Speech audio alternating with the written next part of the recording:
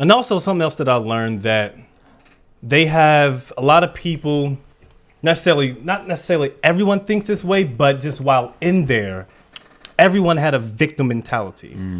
They were blaming other cultures and races and for their detriment. It's like, why are they so stuck on things that happened years ago instead of like right now, like today, And it was a lot of that in the speech, Wow.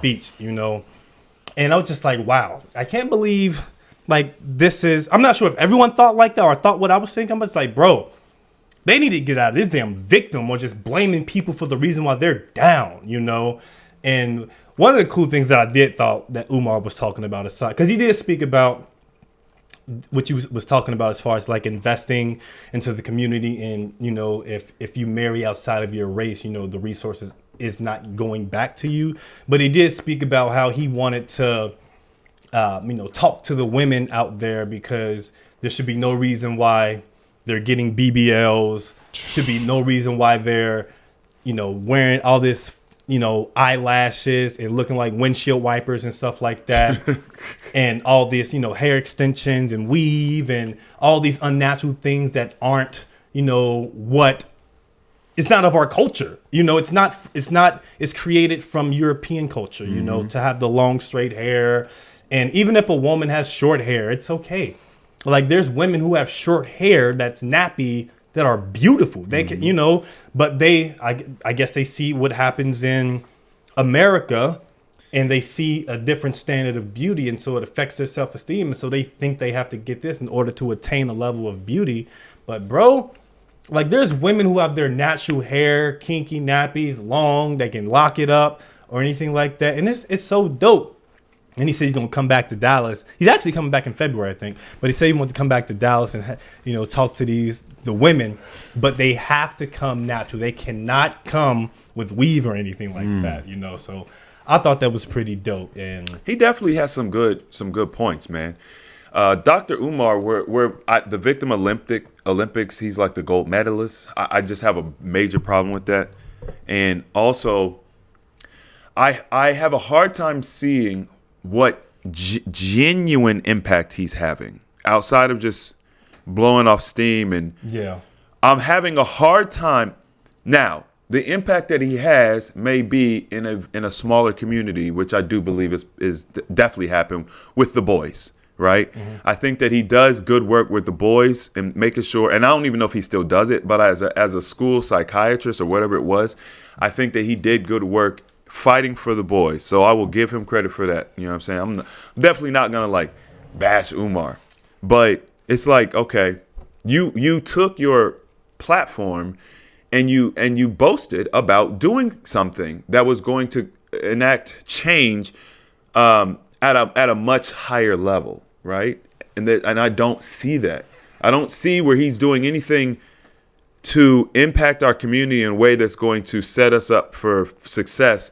Because these talks and stuff, like you said, it's like you have some good rhetoric in there, but you also have an undertone of, these racism and victimhood. And you know what I'm saying? Because he says all white people are racist. Yeah.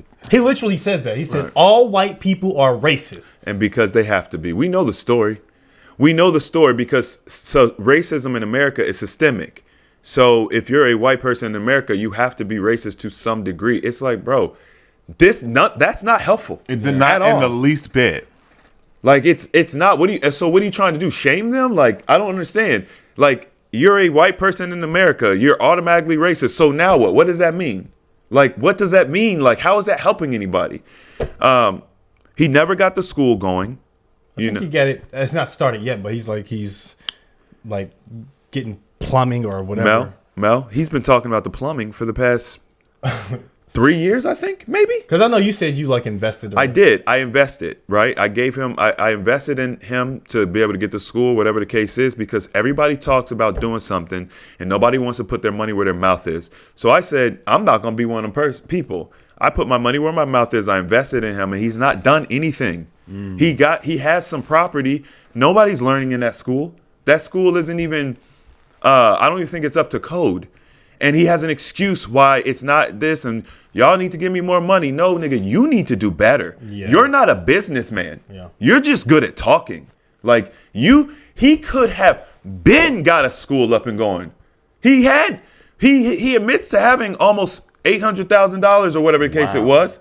So why can't you go and get a small plot of land, put your little sign up, Dr. Umar School for the Boys, the Gifted Boys or whatever, and get yourself a trailer, right? Or 3, and some, maybe like some play stuff, whatever, some gym stuff, whatever, something they could do outside or whatever the case is. Hire 2 or 3 teachers and start your school. Why do you got to go and get a $2 million campus and try to do all of this stuff when you don't know what you're doing? Yeah. And then you're not start. and then you're not taking any of the advice from anybody who's come before you because you don't want to do it in a traditional way, which I understand, but you had almost $1 million. You had almost $1 million, and you're telling me that we as a people donated almost $1 million, which is not a lot, compared to what people will donate to and whatever. I get it, but it's still almost $1 million. You couldn't put another $200,000-$300,000 with it, make it $1 million, and go and do what I'm talking about. Or use that and go get a larger loan, or because I'm sure from his speeches that he's got to be. He has to, got to be making money. Yes. And there's this guy. His name's King Randall, a new emerging king, whatever. Sounds familiar. I think he's in Atlanta, but he cares about the community, and he's created a school, and he did this, off his own. It didn't take years. He just did it. Right. He seen kids didn't have fathers, and so he created his own school. I'd love to do that. New Emerging King is his name. Check him out. He was actually on not Boyce, was it not Boyce, but this other black speaker, and he was actually kind of tearing down King Randall, which put him on my radar. He speaks fast, but he's in like the political world. But this guy, King Randall, he cares about young black men or young black boys, and he's created a school and he's teaching them, and he has people investing into him while he's still teaching them. And he's like making use of government grants, making use of, the things that you can use in your community to help these children, these kids, to become men, teaching them how to build, teaching them how to fix cars, and teaching them like that's beautiful. Yeah, man. So I'm just like, yo, and like I wonder if like I don't know, because Umar, I know he always talks building at school and all that stuff, but I feel like it's been way too long for it not to happen, and to see someone like King Randall to actually just teach these young boys. Yeah, because it's not necessarily just about teaching. It's also about perception, right? Because if he wants to build a university, he wants it to be the big, like, bro, as Chris stated, get a piece of land, which you could have easily got with $800,000. You don't even need all that, anywhere near that. And I remember in high school, we would take classes in trailers. So we had our school, but because the school started to grow, they started to add trailers. The annex. Right. Yeah. But they were trailers. Mm-hmm. And I had 2 or 3 classes through high school in trailers. Never thought anything about it. Never thought twice, why do I got to go in the trailer? I just knew I had to go outside. Yeah. You didn't want to go outside. I didn't want to go outside if it was raining or snowing, you know what I mean? But sometimes if it was nice, let me get outside, you know what I mean? But what's more important, the visuals or just getting the students in there and then getting them learning? Right. And then as you have more people, then if you want to, I assume it's not going to be free. So if you're charging a small tuition, or if you're getting yearly donations from members or whatever. Donations. Right? Whatever. How easy is it to get donations when you actually have a school? Right. Now they're actively going to school. I would.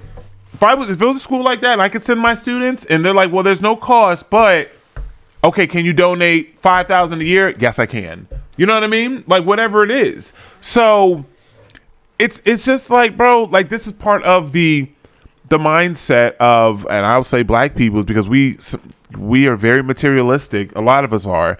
And it's like, well, I got to do it better than the white people. I got to do it better than with the status quo. And it's like, I have no problem with you doing it better, but unless you have the funding, unless you have the you don't have the history in America. It's like we gotta start somewhere. So it's the same thing I tell my clients: just start. Yeah. Just get moving in the right direction, and then allow yourself grace to grow, like Chris teaches us. Just allow yourself grace to grow, and as you do it, then maybe you inspire somebody else that does have money, or maybe someone sees you and you get a big superstar that says, "What's happening over here?" If then now they come and say, "I like this, I'm going to give you 10 million," because you're doing something. But just talking, and now you're just taking money, and then now it's like, well, nothing's even happened. People, now you lose credibility. No one's gonna go give him 10 million now. There you go. You know what I'm saying? And it's like you got King Randall, you've got Derek Gracie. You've got there are people out here already doing what it is that you say you want to do. Why aren't y'all working together? Right. Now, I understand from their standpoint why they're not working with Umar, but I can't understand why Umar is not reaching out to work with them, people who are actually doing it. Like, why wouldn't you go and talk to the people that are actually doing it, and they're not doing it necessarily in a traditional sense? Pride. Right? Yeah, it's hubris. He wants to do everything through blacks. Yep. Everything. Absolutely everything. I'm just like, bro, sometimes you gotta, I mean, if you want to.